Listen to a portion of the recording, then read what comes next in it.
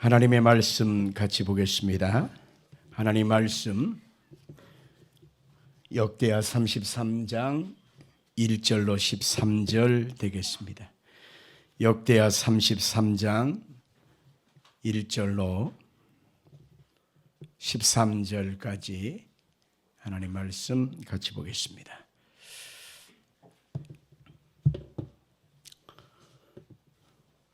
역대하 33장 1절로 13절 우리 합독해서 같이 읽겠습니다. 므낫세가 왕위에 오를 때의 나이가 12세라. 예루살렘에서 50년 5년 동안 다스리며 여호와 보시기에 악을 행하여 여호와께서 이스라엘 자손 앞에서 쫓아내신 이방 사람들의 가증한 일을 본받아 그의 아버지 히스기야가 헐어버린 산당을 다시 세우며 바알들을 위하여 제단을 쌓으며 아세라 목상을 만들며 하늘의 모든 일월 성신을 경배하여 섬기며 여호와께서 전에 이르시기를 내가 내 이름을 예루살렘에 영원히 두리라 하신 여호와의 전에 제단들을 쌓고 또 여호와의 전 두 마당에 하늘의 일월 성신을 위하여 제단들을 쌓고 또 흰놈의 아들 골짜기에서 그의 아들들을 불 가운데로 지나가게 하며 또 점치며 사슬과 요술을 행하여 심접한 자와 박수를 신임하여 여호와 보시기에 악을 많이 행하여 여호와를 진노하게 하였으며 또 자기가 만든 아로 새긴 목상을 하나님의 전에 세웠더라. 옛적에 하나님이 이 성전에 대하여 다윗과 그의 아들 솔로몬에게 이르시기를 내가 이스라엘 모든 지파 중에서 택한 이 성전과 예루살렘에 내 이름을 영원히 둘지라. 만일 이스라엘 사람이 내가 명령한 일들 곧 모세를 통하여 전한 모든 율법과 율례와 규례를 지켜 행하면 내가 그들의 발로 다시는 그의 조상에게 정하여 준 땅에서 옮기지 않게 하리라 하셨으나 유다와 예루살렘 주민이 므낫세의 꾀임을 받고 악을 행한 것까지 여호와께서 이스라엘 자손 앞에서 멸하신 모든 나라보다 더욱 심하였더라. 여호와께서 므낫세와 그의 백성에게 이르셨으나 그들이 듣지 아니하므로 여호와께서 아스로 왕의 군대 지휘관들이 와서 치게 하심에 그들이 므낫세를 사로잡고 쇠사슬로 결박하여 바벨론으로 끌고 간지라. 그가 환난을 당하여 그의 하나님 여호와께 간구하고 그 조상들의 하나님 앞에 크게 겸손하여 기도하였으므로 하나님이 그의 기도를 받으시며 그의 간구를 들으실사 그가 예루살렘에 돌아와서 다시 왕위에 앉게 하시. 므낫세가 그제서야 여호와께서 하나님이신 줄을 알았더라. 아멘 합시다. 한 해를 마감하고 새해를 맞이하는 이 시간의 분기점에서 우리가 한번 꼭 기억해야 될 일은 하나님입니다. 하나님 앞에 우리가 불의하여 하나님을 기쁘시게 하지 못한 영광을 가린 허물과 죄악을 토설하고 또 한 가지 기억해야 될 것은 하나님의 은혜에 대한 감사인 것입니다. 내가 지금까지 살아온 모든 것 하나님의 은혜입니다. 하나님의 도우심입니다. 하나님의 긍휼입니다. 이런 고백을 할 수 있어야만 하는 것입니다. 찬송가 301장 지금까지 지내온 것 우리 같이 찬송 찾으셔서 같이 한번 읽어볼까요?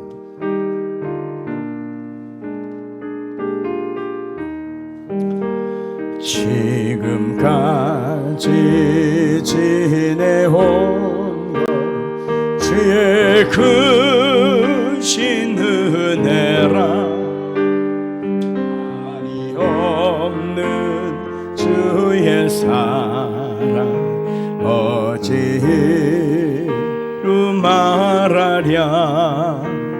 잔나게나 주의 손이 항상 살펴주시고 모든 일을 주 안에서 형통하게. 다시 한번 지금까지 지내온 것 지금까지 지내온 것 주의 크신 은혜라. 한이 없는 주의 사랑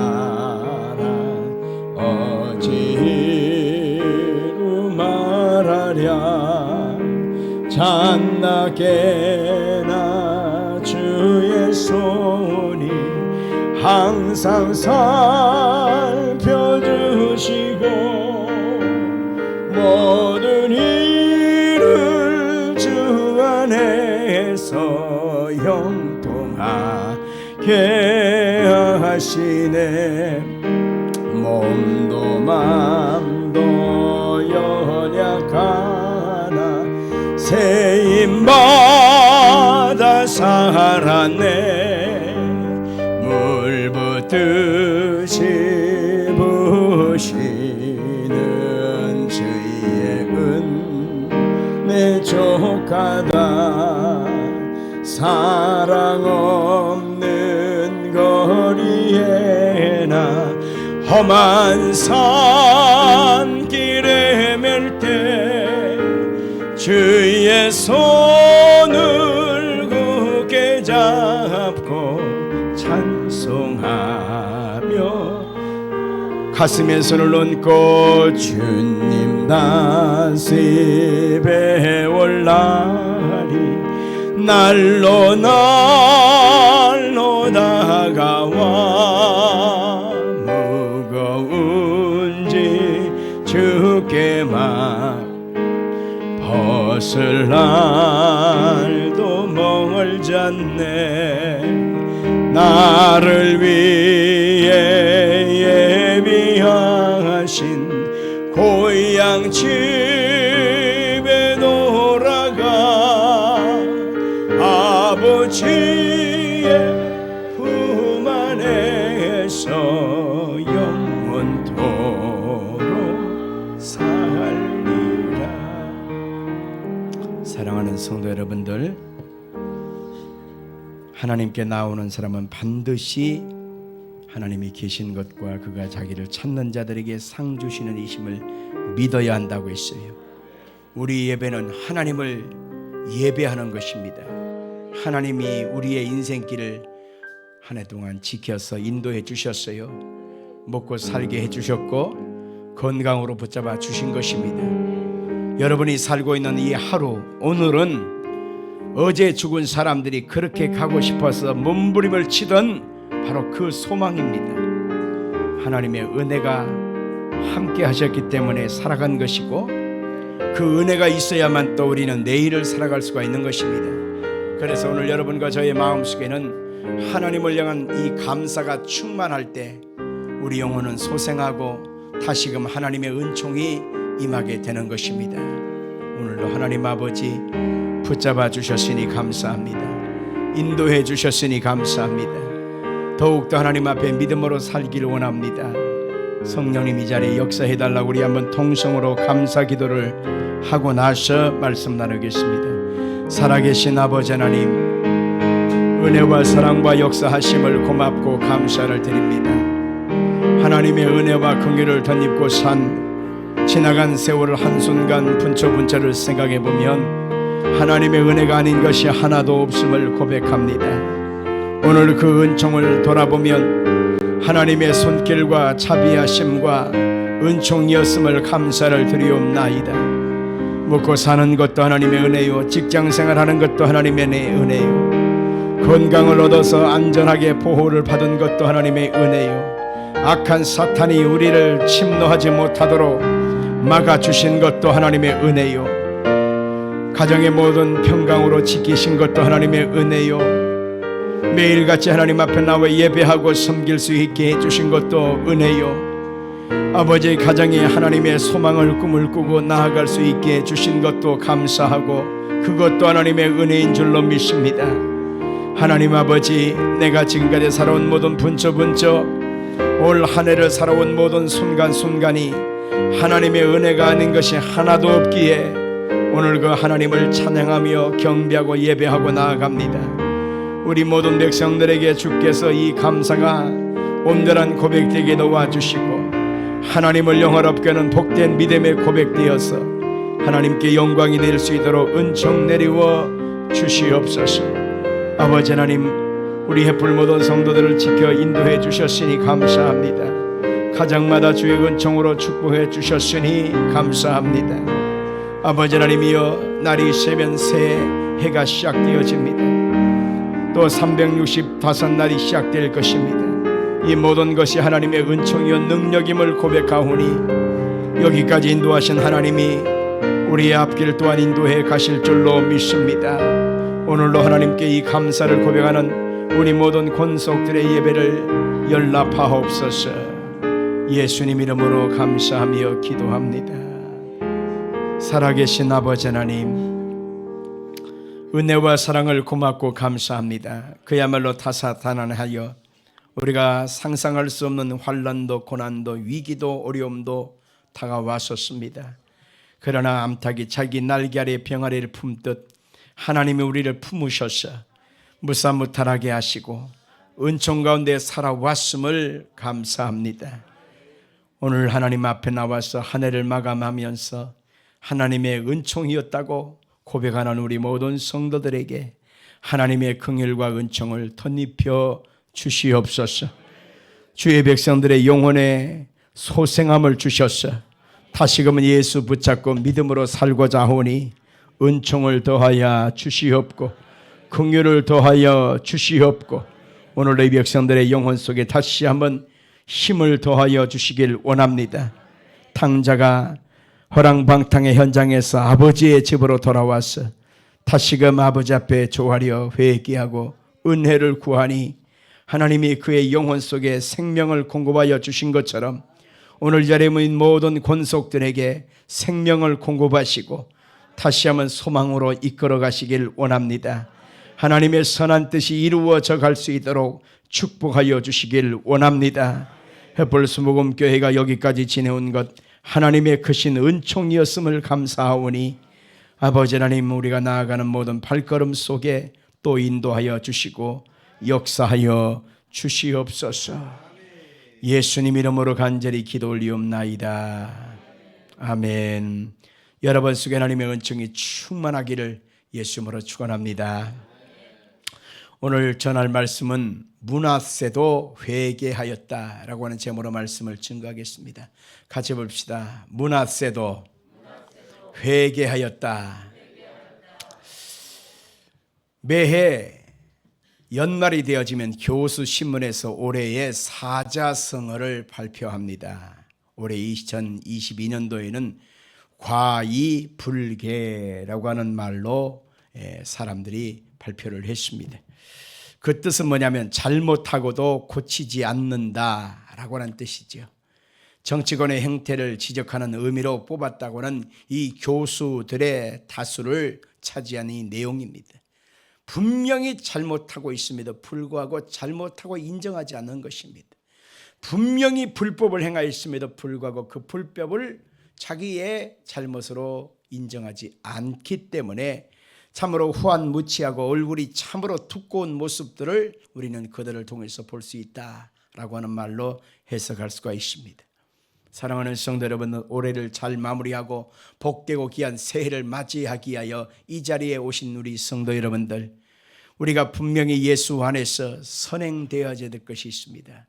마치 우리가 바깥에서 흙장난하고 먼지 속에서 뒤범벅된 더러운 손을 가지고서 좋은 음식을 우리가 먹을 수가 없습니다. 반드시 손 씻고 와서 그러고 난 다음에 맛있는 음식을 먹을 수 있게 되는 것처럼 우리의 심령 속에 하나님 앞에 깨닫지 아니하고 또 돌이키지 않는 이 잘못됨과 어리석음과 불순종을 그대로 한 채에 새해를 맞이하면 우리가 날이 바뀌었다고 해서 달력을 새로 건다고 해서 새로운 날들이 되어지는 것이 아닙니다. 우리가 분명히 하나님 앞에 상식적인 것이 바로 우리의 모습 속에 있는 것처럼 하나님 앞에 우리의 마음을 돌이키고 우리의 삶을 회개하고 하나님 앞에 새해를 맞이하고 하나님의 은총과 축복을 맞이하는 지혜로운 성도가 되어야만 하는 것입니다. 오늘 여러분에게 전하고 싶은 주인공은 바로 므낫세라고 하는 유다의 왕입니다. 므낫세라고 하는 사람의 뜻은 망각하게 하는 자라고 하는 뜻을 갖고 있습니다. 므낫세 하면 유다의 백성, 유다의 왕들 중에서 가장 악한 왕이었습니다. 북이스라엘에서는 아합 왕이 가장 악한 왕이었는데 남유다에서는 가장 악한 왕이 바로 므낫세였다라고 하는 것입니다. 이 사람은 악이라거나 악은 다 골라서 지었기 때문에 하나님의 분노의 게이지를 굉장히 높였던 사람이 바로 므낫세였다고 하는 것입니다. 여러분 혹시 므낫세의 엄마가 누군지 아십니까? 성경을 우리가 열다 보면 이 사람이 몇 살 때 왕이 되어지고 몇 살까지 왕노릇했고 그의 어머니는 누구였더라, 이것이 항상 서두에 기록되게 되는데, 오늘 우리가 읽은 이 역다해에서는 므낫세가 그의 어머니가 누구였다라고 하는 말을 밝히지 않습니다. 그래서 이 성경의 말씀과 병행 구절을 이루고 있는 열왕기 하 말씀을 보게 되면 2장 1절에 므낫세의 어머니가 나옵니다. 므낫세의 어머니는 바로 누구냐? 헵시바라고 하는 이름이었던 것입니다. 여러분들 헵시바라고 하는 말을 한 번쯤은 다 들어보셨을 겁니다. 어서 봐서 들어봤죠? 그 헵시바라고 하는 것은 이사야 62장 4절에 기록되고 있는데요, 그 선지자 이사야가 예루살렘의 회복을 말씀하시면서 헵시바를 언급하고 있습니다. 4절 한번 읽어볼까요? 다시는 너를 버림받은 자라 부르지 아니하며 다시는 내 땅을 황무지라 부르지 아니하고 오직 너를 헵시바라 하며 내 땅을 삐울라라 하리니 이는 여호와께서 너를 기뻐하실 것이며 내 땅이 결혼한 것처럼 될 것임이라. 헵시바는 여호와의 기쁨이 너에게 있다라고 하는 뜻이죠. 삐울라라고 하는 뜻은 하나님의 신부가 되었다라고 하는 것입니다. 이것은 구원받은 성도들의 모임인 교회를 지칭하는 것으로서 예수 그리스도의 나라가 바로 교회를 통해서 이루어지고 그 교회가 하나님의 기뻐하심을 입고 교회는 곧 예수님과 결혼한 신부의 모습이라고 하는 사실을 상징적으로 표현되어진 내용인 것입니다. 그래서 주님의 백성, 주님의 신부된 성도를 가르칠 때 헵시바다, 나의 기쁨이 너에게 있다, 너는 나와 결혼한 신부다라고 하는 그런 것을 상징적으로 표현할 때 이름을 썼던 것입니다. 바로 히스기야의 그 부인이 바로 헵시바였던 것입니다. 그래서 우리가 한번 므낫세라고 하는 사람은 말이에요, 그의 아버지는 믿음의 왕, 기도의 사람 히스기야였고, 그리고 그의 어머니는 하나님의 기쁨이 있었던 헵시바라고 하는 그 이름을 가진 엄마 밑에서 그는 태어나게 된 것입니다. 그러니 아버지를 봐도 믿음의 사람이요, 어머니를 봐도 믿음의 사람인데 희한하게 여기에 나오는 므낫세라고 하는 사람은 정반대의 길로 갔다라고 하는 사실입니다. 그래서 1절부터 9절까지가 그가 지은 모든 죄를 그대로 적나라하게 표현된 것을 볼 수가 있습니다. 그런데 우리가 한번 1절부터 7절 상반전까지 한번 읽어보겠습니다. 므낫세가 왕이 오를 때에 나이가 12세라 예루살렘에서 55년 동안 다스리며 여호와 보시기에 악을 행하여 여호와께서 이스라엘 자손 앞에서 쫓아내신 이방 사람들의 가증한 일을 본받아 그의 아버지 히스기야가 헐어버린 산당을 다시 세우며 바알들을 위하여 제단을 쌓으며 아세라 목상을 만들며 하늘의 모든 일월 성신을 경배하며 섬기며 여호와께서 전에 이르시기를 내가 내 이름을 예루살렘에 영원히 두리라 하신 여호와의 전에 제단들을 쌓고 또 여호와의 전 두마당에 하늘의 일월 성신을 위하여 제단들을 쌓고 또 흰놈의 아들 골짜기에서 그의 아들들을 불 가운데로 지나가게 하며 또 점치며 사슬과 요술을 행하며 신접한 자와 박수를 신임하여 여호와 보시기에 악을 많이 행하여 여호와의 진노하게 하였으며 또 자기가 만든 아로새긴 목상을 하나님의 전에 세웠더라. 여러분들 이게 말이 되는 상식적인 얘기입니까? 아니잖아요. 하나님께서 너무너무 악하게 여기시는 우상을 갖다가 하나님의 성전, 그 성전의 성전들에다가 세워놓고 성소에 갖다 놓고 거기에다가 사수를 부리고 점쟁이를 데려다가 부닥거리를 하는 이 모습을 한번 생각 좀 해보십시오. 도대체 어떻게 저런 사람이 있을까? 어떻게 저렇게 못되고 망종된 짓을 할 수 있을까 싶은 그런 짓을 골라서 했던 이 므낫세 왕의 행태를 볼 수가 있습니다. 그래서 므낫세의 온갖 죄를 9절 한 절로 정리될 수가 있습니다. 9절 한번 읽어볼까요? 유다와 예루살렘 주민이 므낫세의 꾀힘을 받고 악을 행한 것이 여호와께서 이스라엘 자손 앞에서 멸하신 모든 나라보다 더욱 심하였더라. 므낫세의 죄는 바로 여기에 한 구절로 말하고 있습니다. 모든 이스라엘 자손들, 모든 나라보다 더욱 심하게 하나님 앞에 악을 행했던 모습을 볼 수가 있는 것입니다. 그런데 여기에 기록되지 않은 중요한 죄가 하나 더 있는데 열왕기하 21장 16절에도 볼까요? 무지한 자의 피를 심히 많이 흘려 예루살렘이 이 끝에서 저 끝까지 가득하게 하였더라. 아멘. 보십시오. 누구나 얼마나 어떻게 죽였는지를 알 수 없습니다. 그러나 전승에 보면 여러분들 이사야라고 하는 이 선지자가 있던 그 시대에 므낫세도 그때 왕이었거든요. 그런데 성경 히브리서 11장 37절에 보면요, 돌로 치는 것과 톱으로 켜는 것과 시험과 칼로 죽임을 당하고 라고 하는 이 본문의 말씀 속에서 톱으로 켜는 것과 라고 하는 본문을 보면요, 바로 전승 속에서 하나님의 말씀을 전하고 돌이키라고 회개했던 선지자 이사야를 잡아다가 톱으로 썰어서 죽인 사람이 누구냐? 바로 므낫세 왕이었다고 신학자들은 설명하고 있습니다. 여러분들, 어떻게 사람이 할 짓이 따로 있고 못할 짓이 따로 있지 톱으로 썰어서 그 짓을 행할 수 있다? 이거 말이 안 되지 않습니까? 바로 그렇게 므낫세 왕은 악을 행했던 사람이었던 것입니다. 하나님께서는 이 므낫세 왕을 그래도 회개하기를 원하셨던 것입니다. 하나님은 그래도 므낫세에게 쬐끔함 이만큼이라도 사랑을 남기지 않고 거둬가지 않고 그에게 돌이키기를 원하여 그에게 하나님 말씀을 계속적으로 들려지게 하신 것입니다. 할렐루야. 이것이 바로 하나님의 큰 사랑인 것입니다. 하나님의 택한 백성들이 끝까지 회개하기를 원하시는 것, 이것이 하나님의 뜻이라는 사실을 기억하십시오. 우리가 여기서 꼭 기억해야 될 일은 죄인을 회개하기 위한 하나님의 방법은 어떤 거냐, 어떤 방법으로 하나님이 돌이키고 회개케 하는가를 기억해야 합니다. 므낫세가 이렇게 악한 자였다고 하는 사실을 알고 본문 10절과 11절에 보니까 하나님의 방법이 드디어 동원되어지기 시작하는데 한번 읽어볼까요?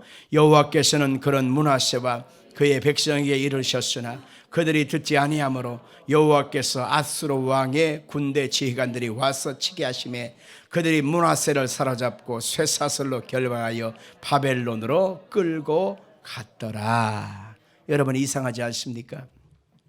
아수르가 쳐들어와서 므낫세 왕을 사로잡고 그리고 바벨론으로 끌고 갔다라고 하는 것인데, 성경을 조금만 읽어본 사람이라면 이 부분을 조금 퀘스천 느낄 것입니다. 왜냐하면 바벨론이 일어나기 전에 북이스라엘을 멸망시켰던 왕이 바로 아수르 왕이었습니다. 그러니까 바벨론보다 북이스라엘을 침공했던 아수르가 먼저 그렇게 활동했던 나라였거든요. 근데 여기에서 아수르가 쳐들어와 가지고 바벨론으로 끌고 갔더라. 역사의 내용을 깊이 살펴보다 보면 그 당시에는 최강자가 아수르였습니다. 그래가지고 아수르 왕이 바벨론 지역에서 반항하고 그리고 반역이 일어난 것을 발견하고 군대를 몰아가지고 아수르 왕이 바벨론으로 쳐들어가서 쑥대밭을 만들고 평정을 해버리고 말았습니다. 그리고 자기에게 반역을 꾀한 자들 왕들을 다 사로잡아 와라, 그렇게 명령했습니다. 그래서 애굽의 왕이었던 그 사람도 끌려가게 되었습니다. 느고였습니다. 그리고 이 유다의 왕이었던 므낫세도 끌려가게 되었습니다. 그래서 그곳에서 바벨론에서 고통을 당하게끔 만들었다라고 하는 사실을 알 수가 있습니다. 나중에 므낫세가 직접적으로 개입하지 않고 반역한 사실이 없는 것을 알고 풀려나게 되었어요. 그래서 다시 예루살렘으로 돌아왔던 사실을 성경은 말하고 있지요. 그런데 성경을 자세히 보다 보면 그 모든 일을 하셨던 분이 누구냐면 하나님이 하셨다라고 하는 것입니다. 10절과 11절 볼까요? 우리 한번 읽어볼까요? 여호와께서 므낫세와 그의 백성에게 이르셨으나 그들이 듣지 아니하므로 여호와께서 아스로 왕의 군대 지휘관들이 와서 치게 하시매 그들이 므낫세를 사로잡고 쇠사슬로 결박하여 바벨론으로 끌고 갔더라. 이렇게 말하고 있습니다. 여러분들, 여기에서 여호와께서 아스로 왕에게 명령을 해서 왕에 치게 하시고 여호와께서 지시하셔서 그들을 사로잡고 쇠사슬로 결박하여 끌고 갔더라. 이렇게 말하고 있습니다. 누가 그랬다고요? 누가 그랬다고요? 여호와께서 그렇게 하셨다라고 하는 것입니다. 택한 하나님의 사람에게 회개케 해서 다시 한번 하나님의 사랑 앞에 엎드리고 순종케 하려고 하나님이 직접적으로 손을 대신 것을 볼 수가 있는 것입니다. 이방인들을 동원시키는 것도 하나님이 하시는 거고, 환난을 당하게 하는 것도 하나님이 하시는 거고, 사로잡히게 하는 것도 하나님이 하시는 거고, 쇠사슬로 끌고 가는 것도 하나님이 하시는 거고, 내가 원치 아니하는 것으로 질질질 끌고 가게 하신 것도 하나님이 하신다는 것입니다. 그래서 생사화복은 누가 주관하시느냐? 하나님이 주관하여 가시는 것입니다. 사랑하는 성도 여러분들, 여기서 하나님이 불순종을 다스리는 방법을 깨달을 수가 있어야 합니다.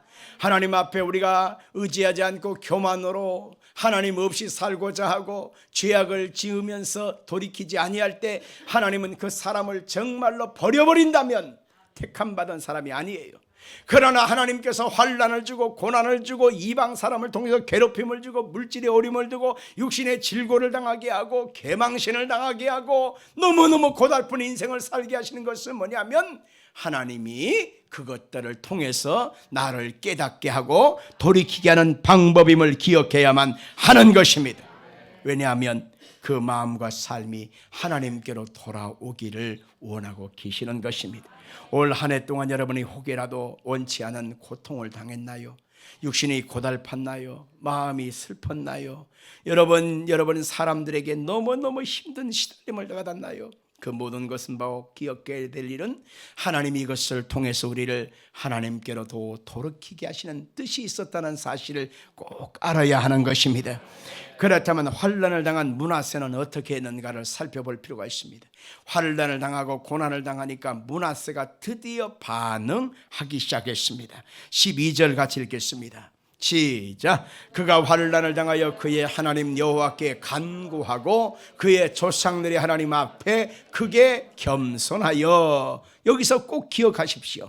그가 므낫세가 환난을 당하여 그의 하나님 여호와께 간구하고 그 하나님 앞에 크게 겸손하여 라고 하는 모습을 기억할 수 있어야 합니다. 환난을 당하니까 드디어 하나님을 찾았습니다. 환난을 당하니까 드디어 하나님 앞에 겸손한 사람이 되었다라고 말하고 있습니다. 그렇기 때문에 환난은 고통이지만 환난을 통해서 하나님 앞에 낮아지고 겸비한 자가 돼서 하나님이 쓰시는 사람으로 변화시키는 역사가 있게 되는 것입니다. 시편 119편 67절 시작. 고난당하기 전에는 내가 그릇 행하였더니 이제 주의 말씀을 지키나이다. 시편 119편 71절입니다. 고난당하는 것이 내게 유익이라 이로 말미암아 내가 주의 율례들을 배우게 되었나이다. 아멘.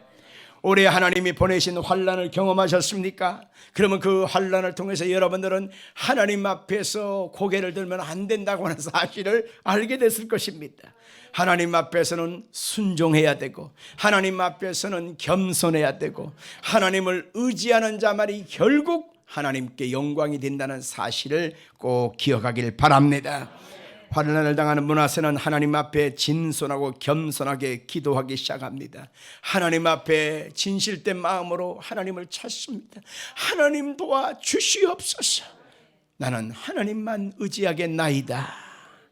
그랬을 때 하나님은 다시금 죽을 고비에서 므낫세를 살려서 예루살렘으로 돌아오게 하신 것입니다. 므낫세는 이 모든 것의 주관자는 하나님이라는 사실을 드디어 알게 되었습니다. 그래서 13절에 그가 기도하였으므로 하나님이 그의 기도를 받으시며 그의 간구를 들으사 그가 예루살렘에 돌아와서 다시 왕 위에 앉게 하시매 므낫세가 그제서야 여호와께서 하나님이신 줄을 알았더라. 아멘 합시다. 같이 합시다. 그제서야, 환난을 당하고서야 하나님이신 줄을 알게 된다. 아멘 합시다. 징계가 당시에는 즐거워 보이지 않고 슬퍼 보입니다. 그러나 그 징계는 결국 사람을 말랑말랑하게 하고 부들부들하게 만들고 겸손하게 만들고 거짓 행하지 않고 순종할 수 있는 하나님의 사람으로 만드는 은총이 있게 되는 것입니다. 그러므로 오늘 여러분에게 지금 그 환난을 통해서 한 해를 힘들게 살았다면 여러분들은 꼭 깨달아야 합니다. 하나님이 내 인생의 주인이시다. 나는 하나님 말씀에 순복해야 산다. 아멘 하십시다. 많은 역사학자들은 그것을 세계 역사로 정사로 고백하고 있지만 실상은 하나님께서는 므낫세 그 사람을 돌이켜서 유다라고 하는 나라, 하나님이 택한 나라를 이어서 회복하기를 원하셨다는 사실을 알 수가 있습니다. 역대하 7장 14절에 기록된 하나님의 언약을 기억하실 것입니다. 하나님의 백성이 하나님을 거역하고 죄를 지고 그로 인하여 환난을 당할 때 스스로 겸비하고 회개하고 돌이키고 기도하면 하나님이 그 죄를 용서하시고 그 땅을 회복하고 고쳐주신다고 하는 그 말씀을 이행하는 것을 볼 수가 있습니다. 역대하 33장 15절로 16절 그리고 18절에서 19절에 보니까 므낫세가 진정으로 회개했다고 하는 사실을 그의 삶의 실천을 통해서 볼 수 있습니다. 읽어볼까요? 이방 신들과 여호와의 전의 우상을 제거하며 여호와의 전을 건축한 사내와 예루살렘에 쌓은 모든 제단들을 다 성 밖에 던지고 여호와의 제단을 보수하고 화목제와 감사제를 그 제단 위에 드리고 유다를 명령하여 이스라엘 하나님 여호와를 섬기라 하매 18절 19절 므낫세의 남은 사적과 그가 하나님께 한 기도와 선견자가 이스라엘 하나님 여호와의 이름으로 권한 말씀은 모두 이스라엘 왕들의 행장에 기록하였고 또 그의 기도와 그의 기도를 들으신 것과 그의 모든 죄와 허물과 겸손하기 전에 산당을 세운 것과 아사라 목상과 우상을 세운 것이 다 호세의 사기에 기록되니라. 아멘. 하나님 앞에 이 므낫세는 하나님을 만나고 나서 회개의 삶을 그의 삶에서 실천하기 시작합니다. 그래서 우상 숭배의 제단을 다 무너뜨려 버리고 온 나라에 하나님의 제단을 다시 수축하고 감사제와 화목제를 드리고 온 이스라엘에 하나님을 섬기라. 하나님만이 우리의 통치자여 우리의 왕이시로다 하면서 온 나라 백성들에게 하나님의 신앙을 선포한 것을 볼 수 있단 말입니다. 히스기야 그 아버지가 지금까지 했던 그것을 본받으면서 하나님을 섬기듯 하나님의 말씀을 앞에 그는 순복한 삶을 살았고 하나님 앞에서 그 악한 행실들을 돌이킴으로 회개함으로 그가 온전히 섰던 것을 볼 수가 있습니다. 그런데 여기서 꼭 기억해야 될 한 가지가 있는데요. 하나님을 위해서 일할 영향력의 시간은 항상 제한되어 있다라고 하는 사실입니다.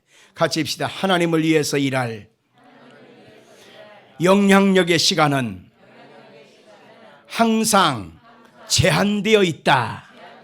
아멘 합시다. 인생은 무한한 존재가 아니라 유한한 존재인 것입니다. 하나님 앞에 열심을 가지고서 내가 주신 능력과 힘과 하나님 주신 역할을 감당할 것은 항상 제한되어 있는 것입니다. 할렐루야.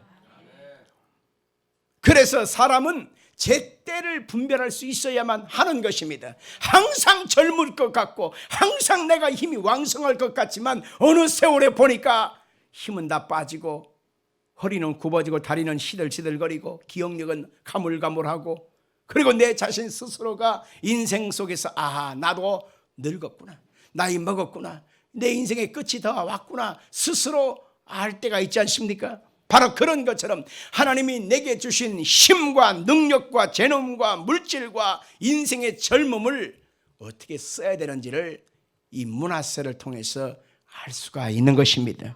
므낫세가 회개하고 악으로 물든 나라를 완전히 돌이켜야 되는데 끝 마무리는 지을 수가 없었던 것입니다. 17절 끝에 보니까 백성이 아직도 산당에서 제사를 드렸더라 이렇게 말하고 있습니다. 하나님 앞에 예배는 드렸어요. 그러나 아직도 온 나라에서 산당 곳곳에서 우상 앞에 제사를 드리는 일들이 비일비재했더라라고 하는 것입니다. 므낫세 왕은 12살 때 왕이 됐습니다. 그리고 55년 동안 왕 노릇을 한 사람입니다. 다윗과 솔로몬도 40년 동안밖에 왕 노릇 못했거든요.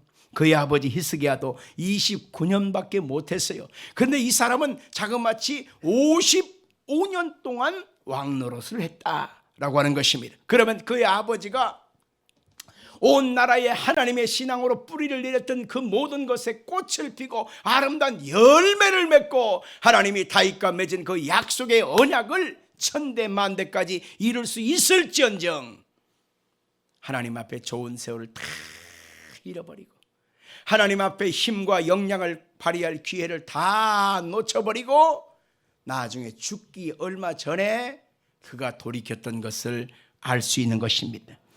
므낫세는 좋은 세월, 좋은 시절을 다 보내버리고 죽기 전에 회개한 사람입니다.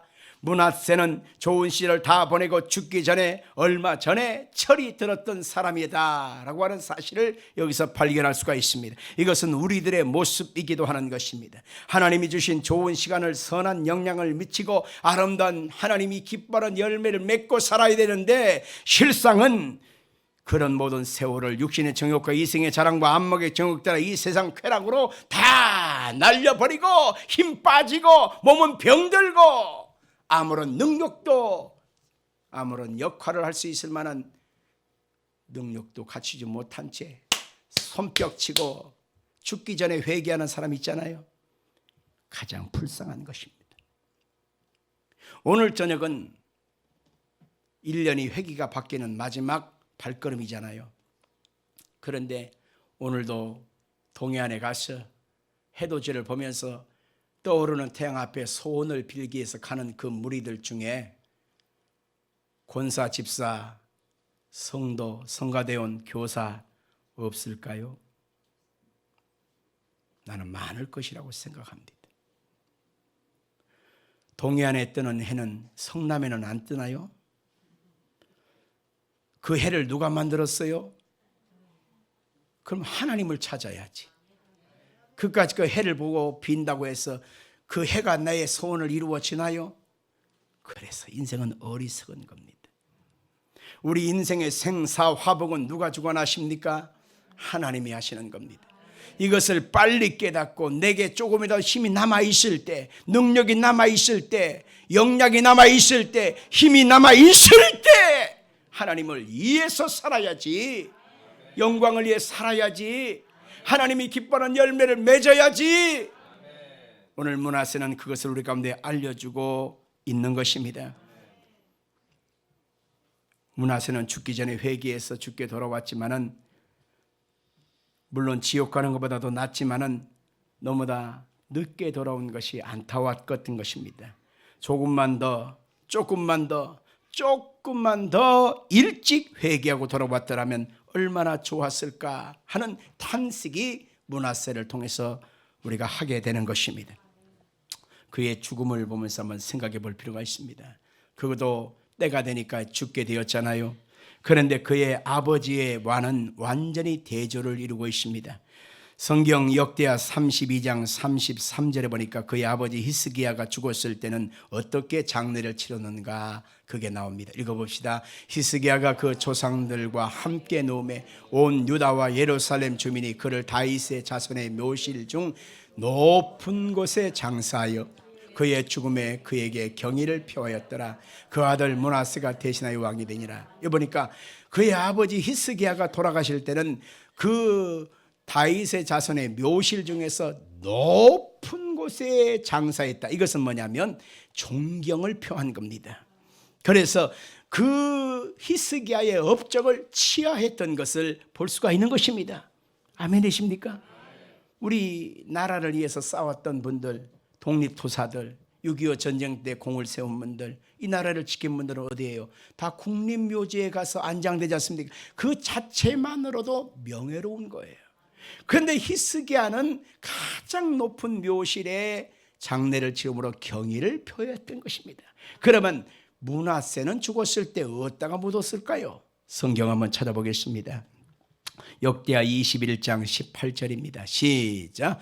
므낫세가 그의 조상들과 함께 자매 그의 궁궐 동산 곧 우사의 동산에 장사되고 그의 아들 아몬이 대신하여 왕이 되니라. 여기 보니까 특별한 어떤 형용사가 없어요. 조상들과 함께 자매 그의 궁궐 동산 곧 우사의 동산에 장사되고, 쉽게 말하면 공동묘지 어디쯤에 우사가 죽은 그 동산에 옆에다가 갖다 묻었다. 왕의 무덤을 거기다 썼다는 것입니다. 그러나 여러분이 꼭 기억해야 될 인물이 누구냐? 우사라고 하는 사람입니다. 우사라고 하는 사람은 다윗 시대 때 법궤가 블레셋 땅에 있다가 다윗성으로 법궤를 옮겨오게 될 때에 제사장들이 어깨에다 메고 법궤를 메고 와야 되는데 수레에다 싣고 오잖아요. 그러니까 소들이 띠므로 수레가 덜커덩해서 넘어지고 자빠져 나가니까 책임자였던 우사가 손을 대요. 성경에 보니까 법궤에다 손을 대면 만지는 자는 죽을지니 이렇게 말하고 있거든요. 그런데 우사가 만졌다가 그 자리에서 벼락 맞아 죽어버립니다. 그러니까 우사를 가만히 대충 싸다가 그냥 공동묘지에다 파묻었던 것입니다. 그래서 우사가 있던 그 동산은 깨름직했습니다. 왜냐하면 하나님께 저주받아 죽은 자거든. 하나님께 벌을 받아 죽은 자의 무덤이거든. 그래서 그곳 사람들은 그 옆에 같이 장례를 치르는 것, 무덤을 쓰는 것을 깨름직하게 생각을 했습니다. 그런데 여기에서 므낫세라고 하는 사람의 일생의 끝에, 왕으로 죽은 자의 인생의 끝에를 어디다 묻었냐? 우사의 동산에다가 장례를 치렀다. 그렇게 말하고 있습니다. 이 장면 하나를 통해서 우사가 나름대로 회개하고 하나님 말씀대로 살려고 애를 썼지만 너무 늦게, 사람들의 인식 속에는 이 므낫세 왕이 너무너무 악종 중에 악종인 것을 알았습니다. 그가 회개하고 돌아온 것은 알고 있지만 실상은 마음으로 존중하고 섬기고 그 명령 따라 살 것에 대한 변화가 백성들한테는 있을 수가 없었던 것입니다. 같이 합시다. 겨우. 같이 해봐요. 겨우. 액션을 하면 더 실감 나는데 같이 합시다. 조금. 겨우. 회개하고 돌아왔어. 겨우 조금 자기만 회개하고 돌아왔기 때문에 이 사람은 영향력의 역사를 이룰 수 있을 만한 기회를 다 잃어버린 것입니다. 한 살이라도 젊을 때 주를 위해서 살 것을 결단하십시오. 그래도 내게 하나님이 뭔가 할 수 있는 힘을 주실 때 주를 위해서 살아갈 만한 결단하시길 바랍니다. 인생 길지 않아요. 영원하지 않아요. 언제나 젊을 줄 아십니까? 언제나 팔팔할 것 같아요? 그런 소리 하지 마세요. 어제 다르고 오늘 다르고 내일 다르다는 사실을 알잖아요. 오늘 여러분과 저는 이 므낫세의 죽음의 모습을 보면서 하나님 앞에서 주여 내 인생, 내 삶, 하나님이 기뻐하는 인생으로 살게 하옵소서 라고 하는 그런 결단을 할 필요가 있는 것입니다. 이제 결론 짓고 우리가 같이 기도할 것입니다. 하나님은 우리에게 므낫세를 통해서 회개할 것을 요구하고 있습니다. 환난을 당한 므낫세가 그 환난을 통하여 하나님을 드디어 발견하게 되고 그 환난 속에서 하나님의 뜻에 순복하기로 결단하고 돌이키는 삶의 모습을 보았습니다. 하나님은 오늘도 여러분과 저를 통해서 돌이켜 회개하고 하나님께 돌아오기를 원하고 계시는 것입니다. 새해에 하나님이 놀라운 은총과 축복을 우리 가운데 주실 것입니다. 그러면 그 역사를 우리 가운데 이루기를 원한다면 우리가 묵은 때를 벗겨내야 합니다. 완전히 딱지되어 더덕더덕 붙어있는 것들을 하나님 앞에 돌이켜야만 하는 것입니다. 그래서 요한일서 1장 8절에 보니까 만일 우리가 죄가 없다고 말하면 스스로 속이고 또 진리가 우리 속에 있지 아니할 것이요 만일 우리가 우리 죄를 자백하면 그는 믿으시고 의로우사 우리 죄를 사하시며 우리를 모든 불의에서 깨끗하게 하실 것이요 라고 말하고 있습니다. 오늘 하나님 앞에서 이 송구영신하고 이 예배를 드리는 시간은요 어떤 시간이냐, 막 강구하는 시간이 아니에요. 회개하고 돌이키는 시간인 것입니다. 하나님 앞에서 묵은 때를 벗겨내는 것입니다. 우리가 설날 맞이하려면 꼭 큰 대야에다가 물을 뜨끈하게 데펴서 거기서 푹 삶지 않습니까? 그러면 그 속에서 묵은 때가 그냥 까마귀가 아저씨 하겠다 하면서 그냥 올라오지 않습니까? 어디서 그 때가 생겼는지 모릅니다. 바로 그런 것처럼 오늘은 바로 묵은 때를 벗겨내는 시간이에요. 아멘이십니까? 새 옷을 맞이하기 전에, 새 날을 맞이하기 전에, 새해를 맞이하기 전에 하나님 앞에 지난 날들을 돌이켜 봐야 합니다. 하나님 문하세처럼 살았던 날들을 회개합니다. 하나님 앞에 알게 지었고 모르고 지었던 죄를 회개합니다. 직분 주셨지만 이 직분을 감당하지 못한 것도 회개합니다. 아멘이십니까? 성경에 보니까 기도를 쉬는 것도 죄래요. 하나님 앞에 기도하지 않고 하나님 앞에 육신의 정욕대로 나아간 것도 회개합니다. 성령보다 앞서가고 하나님 말씀을 어기며 살았던 나의 삶을 회개합니다. 오늘 그 회개가 하나님 앞에서 온전한 역사를 이루기를 주 이름으로 축원합니다. 누가복음 15장 탕자의 회개는 바로 아버지의 마음을 움직였습니다. 심판에서 용서로 바꾸었습니다. 저주에서 축복으로 바꾸었습니다. 미움에서 사랑으로 바뀌었습니다. 슬픔으로 인하여 근심했던 인생이 기쁨의 인생으로 바뀌었습니다. 우리가 변화된 아름다운 소망을 꿈을 꾼다면 오늘 시간 여러분과 저는 회개함으로 하나님을 만나야 하는 것입니다. 그것이 바로 하나님 앞에서 온전히 은혜 입을 수 있는 유일한 길인 것입니다. 회개하라! 천국이 너에게 가까이 왔다고 예수님이 선포하신 모습처럼 오늘 여러분에게 그 은총이 있기를 주 이름으로 축원합니다.